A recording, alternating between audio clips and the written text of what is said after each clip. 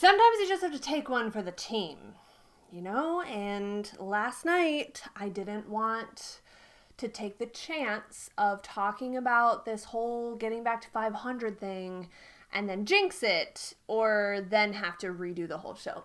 Mostly that one. So that's why this is happening on Tuesday, not Monday.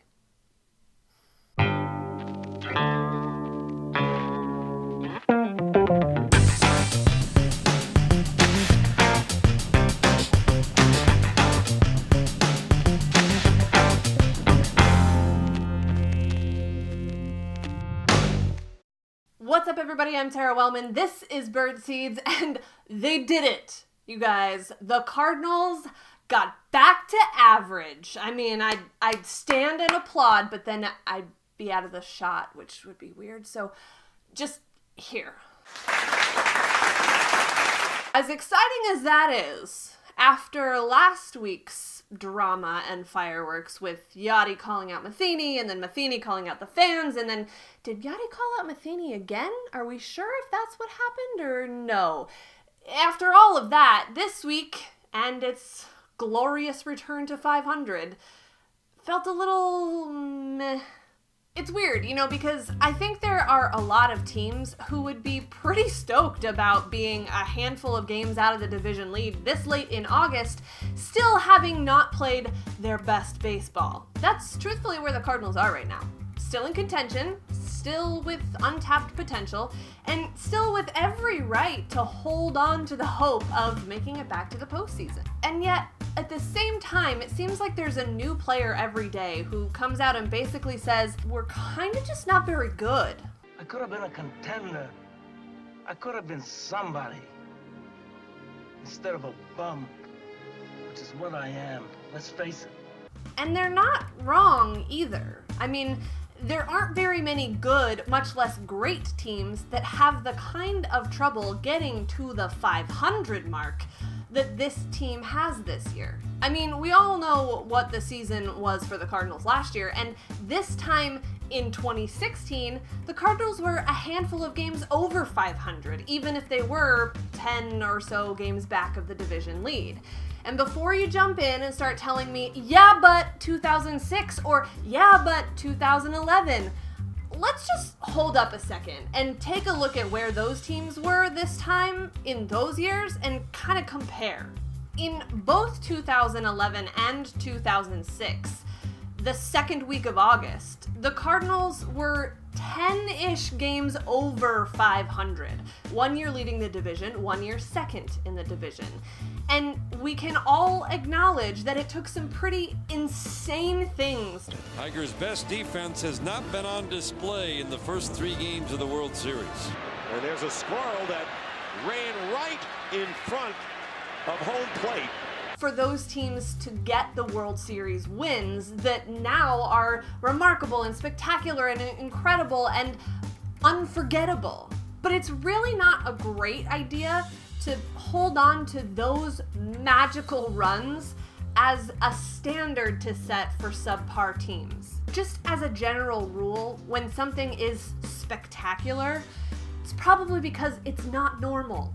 It's not what you expect. It's not the thing that's going to happen 9 times out of 10. That's why it's unforgettable. But no matter how bad the play has been on the field or how frustrated the players, the staff, the front office, the fans have become, being 3 or 4 games out of the division lead is almost impossible to ignore. On some level, it seems absolutely ludicrous to give up on a golden opportunity to essentially steal a division title from an NL Central that is also not very good. Certainly not every season that you get the chance to win the division by being a little bit better than average.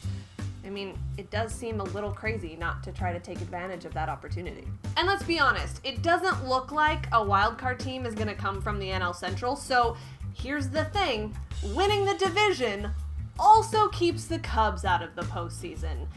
And sorry not sorry for thinking that's motivation enough. But the flip side of that is that I totally get why there are people who say, just pull the plug, fade to black, call it a year, because this average at best team doesn't really merit extra investment. I mean, we talked about it before the trade deadline, right? Does one bat fix the lineup woes? Probably not. Does one reliever change the entire dynamic and the consistency of the bullpen? Not likely. Although, to be fair, Trevor Rosenthal has been spectacular as of late, and that seems to help. And does a new manager, for that matter, fix the fact that the Cardinals have a roster of mismatched duplicate pieces that don't really add up to make anything spectacular? Not really. There's just a lot about this team that is basically average. And to be fair, that happens in every organization at some point. And many people would argue that it's the Cardinals' turn to have an average season, or 2 or 7 or 12, as aggravating as that might be. So what do we do in a mostly just meh season?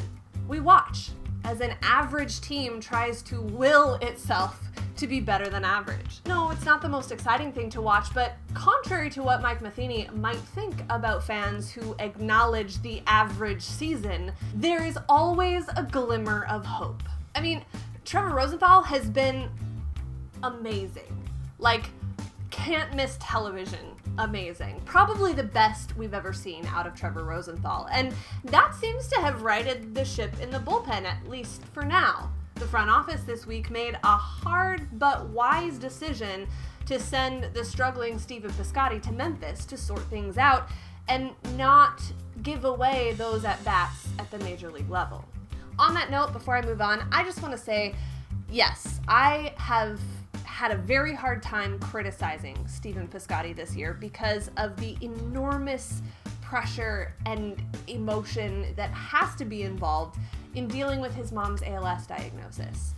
And there are people out there who will tell me, he's getting paid to do a job. He needs to be able to just focus and do his job or leave. Yeah, okay, I get that. I get that he's getting paid a lot of money. But I can't even imagine trying to force my brain to function normally with all of that going on all the time. You don't just put something like that in the background and move on from it. Can we be real about that? And as far as he's concerned, I'm sure that this demotion is kind of tough to take. I mean, anytime someone basically says, you're just not good enough, it's gonna sting a little, especially with someone with an ego the size of any professional athlete anywhere. But I really do think this is a good thing for him, and hopefully he can see it that way too, because he's just not producing at the major league level, and there's only so long a person can grind it out before the failure to come through on some of those opportunities just adds more and more to that pressure. I mean, we all know it. It's a game of failure, but when you fail and fail and fail and fail and don't see the breakthrough happen, it seems like all of that is just compounding to create an even larger problem for someone like Stephen Piscotty right now. So he goes to Memphis, can take a breath, can reevaluate, can find a way to work through whatever it is, emotionally, mentally, and physically, and do it in a way where, say, Jose Martinez takes his at-bats at the major league level and does what he can while he's hot. And yes, I know the Memphis outfield is pretty crowded, but I feel pretty confident in saying that Stephen Piscotty is going to be a priority, and that's just how it's going to be. But back to the things the Cardinals are doing to give us the tiniest little glimmer of hope. While Mike Matheny continues to throw out these bizarre lineups, sometimes those are the ones that tend to win. And then there are guys like Tommy Pham and Jose Martinez who just keep coming through. And I just want to say this, I don't think they're just getting lucky. But if they are, they get lucky a lot.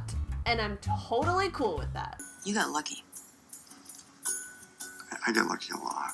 What's the saying? I'd rather be lucky than good. And, well, as we've established, this team isn't good. So the next best thing to be is lucky, right? A season like this tends to bring out the worst in a fan base that is admittedly spoiled. We gripe at the team, we gripe at each other, we gripe at the griping. But every now and then, in the worst of times, something comes along that resets the perspective and gives us all a chance to show our best selves. This week, that came in the form of a simple GoFundMe campaign for one of Cardinal Nation's own, Joe McBrayer. With Joe facing a stage 4 cancer diagnosis, a campaign was started to raise $1,000 to, in some small way, help offset the enormous cost of a medical crisis. 1 week later, that campaign has raised over $5,000. You guys! If you're just now hearing about this and you want to help, or if you just need to see that number to believe it, I'll put the link to the campaign in the description box below. But man, as bad as Cardinals baseball has been this season, and honestly, as dark and scary and frustrating as the world looks these days, you people sure took advantage of this opportunity to care for someone else, and that is awesome. That is way above average. Joe, we got your back, buddy, and of course we'll be praying for you every step of the way. I'm Sarah Wellman, and I'll see you next time on Birdseeds. If you missed last week's episode, go ahead and click right here to go straight there. And if you want to make sure that you never miss an episode of Birdseeds, click subscribe.